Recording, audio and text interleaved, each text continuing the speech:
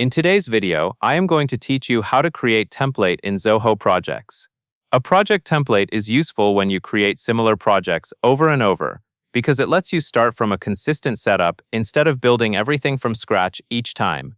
In this walkthrough, you will go to the template area, create a new template, name it, choose a layout, and save it. Start by looking at the left sidebar in Zoho Projects. Find and click Projects. This takes you into the main projects area where you can manage active projects and related settings.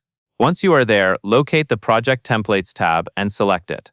This tab is specifically for building and managing templates, so if you do not see your usual project list, that is normal. You are in the right place. Next, move your attention to the top right of the page. Click the button labeled New Project Template. This opens the template creation screen where you will provide the key details that Zoho needs in order to create your template.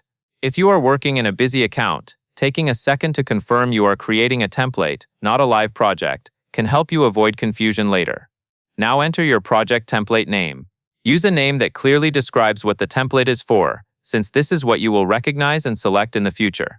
For example, you might base the name on a department, a service type, or a repeatable workflow. Clear naming is a small detail that saves time when your template list grows. After that, select a project layout from the dropdown. You will typically see options like Standard or Custom. The layout you choose affects the structure and fields available in the project when this template is used.